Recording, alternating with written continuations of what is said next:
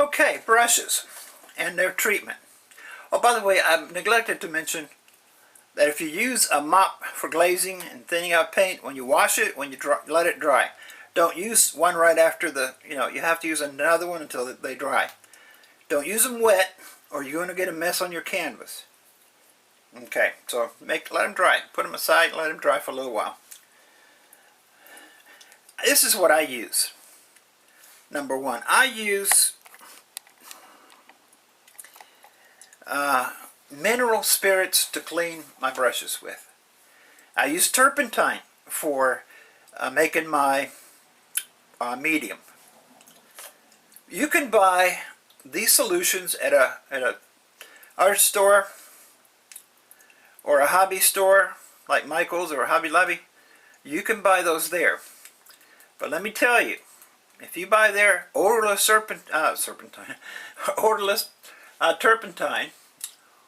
it's going to cost you right around $50. I think they're $48, $47.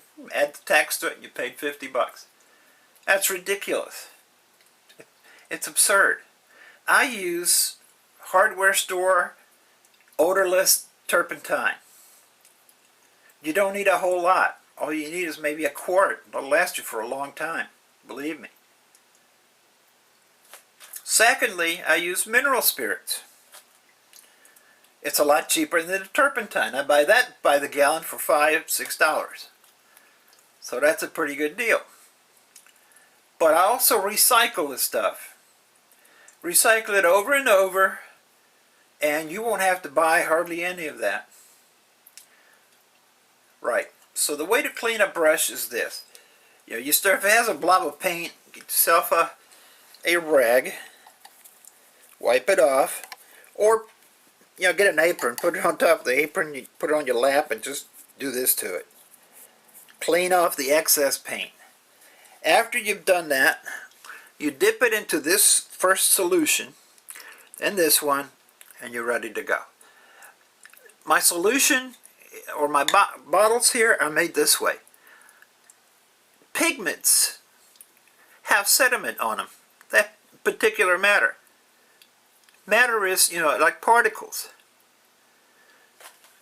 And throughout my painting years, I discovered that if you take a jar, this is a Parmesan cheese jar from Kraft, I think.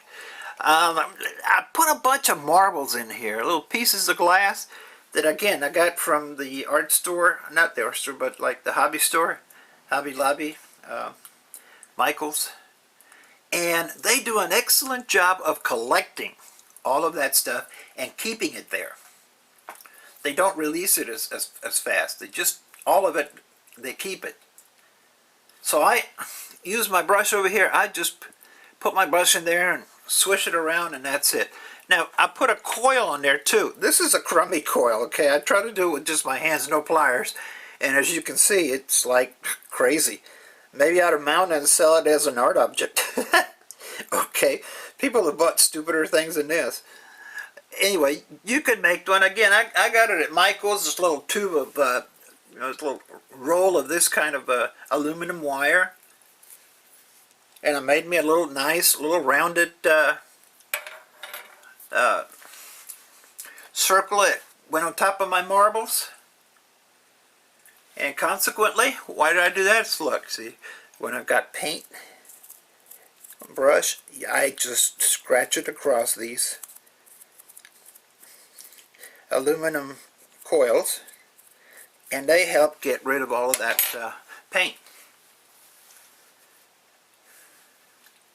If you use phthalo paint, there's only one paint I don't use a lot of as far as cleaning it this way, but phthalo paints or dyes, I don't do that with the dyes.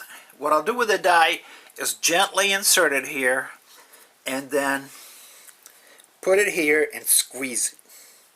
Same thing, just a little tip, just a little dip, not tip, but just a little dip in there again. Come back and clean it. When it's all nice and clean, you do the same thing to this brush on that one, because if you start swooshing it around with a phthalo, this is going to turn that color. And it's going to contaminate it terribly. So you don't want to contaminate your mineral spirits, because personally I like my pigments to be clean, not dirty. Okay, but basically that's it for cleaning those, except that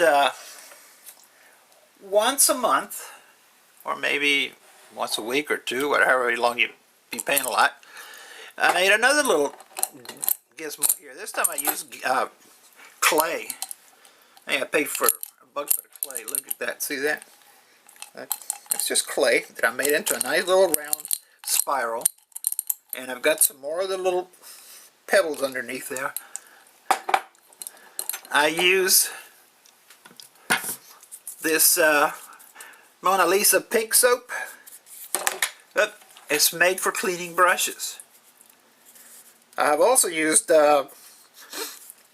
soap detergent, you know, for the kitchen, like Dawn.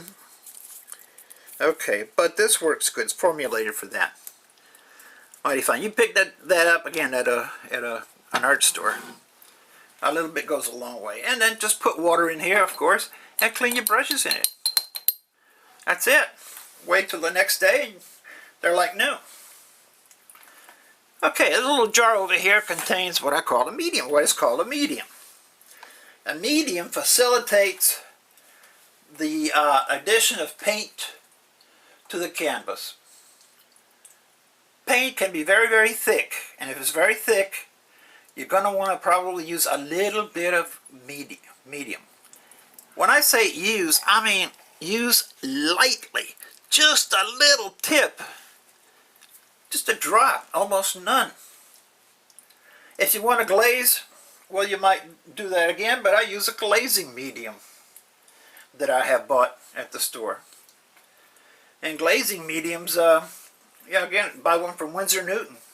I think they're $6. And okay, that's about it, except for maybe a palette knife. They come in several different shapes and sizes. This is the one I use. This one it's a little bit smaller. All right. Now, when you use this, don't ever do this real hard. Push down like this. You get some paint here. You scoop up some paint right over here, and then you go turn it upside down and put it on your palette. There you go. And just sit and use it as a spring. If you push too much on this guy, if you push too much, it doesn't have a whole lot of give. So if you push it too hard, you'll snap it in half.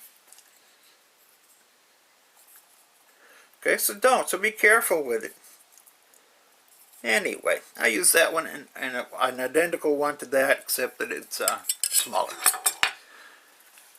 That's pretty much it for the materials you're going to be working with. There's a line of brushes called Royal, and those lines cost $1.50 to $2.50. They're pretty cheap brushes, and they're fairly good too. They really are. All right. Don't forget to go see the website Dick Blick, B-L-I-C-K.